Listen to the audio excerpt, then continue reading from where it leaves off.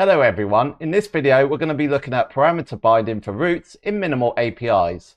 Now over the years when I've used controllers, I've been able to add a parameter into the route, pass it through to the endpoint handler and use it throughout the method. I'm wondering if I can do the same with minimal APIs. Let's give that a go. So we call app.mapGet. We'll pass in the route of /to-do/ then the ID parameter. Then we'll pass that to the endpoint handler and then return the ID. Let's now run that endpoint. So we've got the ID route here. We can give it a number of 19 and that should output 19, which it does. Now I wonder what would happen though if I added a query string with an ID and I put in a value there of 33. It still returns 19 because it's getting the value from the route. If I was to remove the value from the route, it just gives me a 404 not bound. I wanted to see what would happen if I took the ID out of the route. Would it work with the query string if I added an ID parameter? Before we have a look at that, remember to subscribe to the channel and leave a like for the video.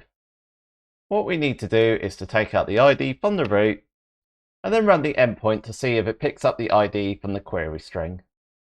So we'll add a query string ID parameter and give it 50. We expect the output to be 50 and that's what happens. I wanted to know if I could bind the ID from the route and also the query string. Is that possible?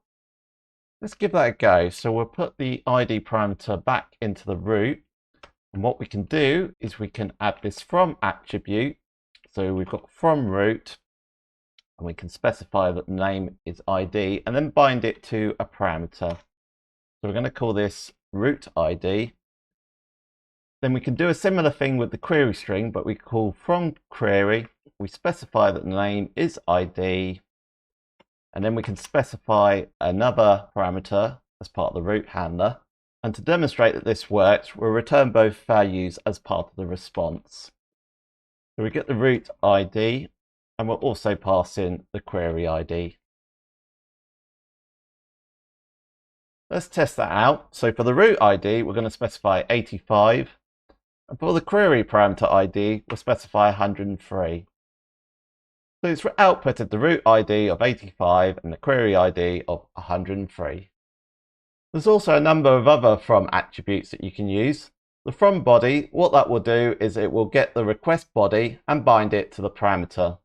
The from form, it will do the same thing but for a form value rather than the request body. The from header, it will get the value from the request header. You can specify the key for that. From keyed services, that will bind your object from dependency injection. The from query and from route, we've already had a look at that. And the from services, again, that will bind it from dependency injection. Obviously, the difference with keyed services is that you specify a key. When you download the code example, you'll be able to try out the examples in this video. Go to roundthecode.com/examples to do that. I also came across AsParameters. What's this, I wondered? I haven't come across this before. I've got this route. The problem I've got with it though is that I've got a number of parameters and it's starting to look a bit untidy, particularly if I want to add more parameters. But what I can do is I can move all these parameters into either a class or a record. I'm going to move it into a record and then I can replace this with a parameters DTO parameter and give it a name of parameters. And then we just need to update these so it calls it from the parameters variable. Now we need to specify that it is from a parameter, so we specify the AsParameters and we'll give it a go and see if it's going to run. So we'll put in some parameters. So for the ID we'll put 83, we'll put in some random text for the API key header, page of 3 type, just put ABC in for that. And that's still working for us despite the fact that we've moved it to an object. I must say it's looking a lot more tidier now, but what happens if we forget to add the AsParameters attribute? What's going to happen? We get this exception here saying body was inferred, but the method does not allow inferred body parameters. Essentially, it's trying to read it from the request body if you forget to add that attribute. That exception comes up if you use the get, head, options, or request methods. Get head, probably not the best way of saying that, but anyways, let me know in the YouTube comments whether you use the AsParameters attribute before. Now, one thing I liked about controllers is that in routes you can specify wildcards and constraints. but can you do the same with minimal APIs? Let's start with wildcards. So we'll set up a new endpoint. What we can do is we can specify the star before the parameter name in the root. We'll pass that through to the endpoint handler and return the response. The purpose of that star is that I'm not constrained by the /. So now I can put abc/def, and that will output it to the slug parameter. Let's have a look at root constraints now, and specifically the regex one.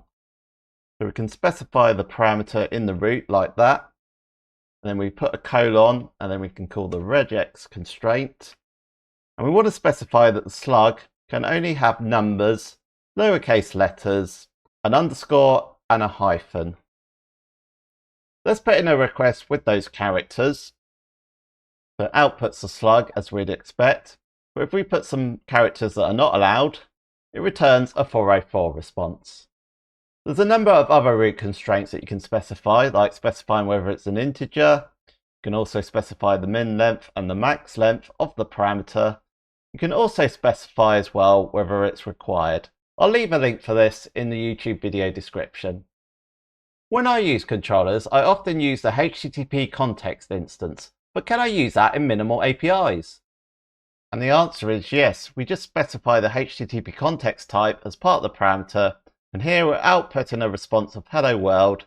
We can also simplify this, so we can just pass through the HTTP response, and then from there we can change the variable name, and then we can just write it like that. So it's a little bit more simpler.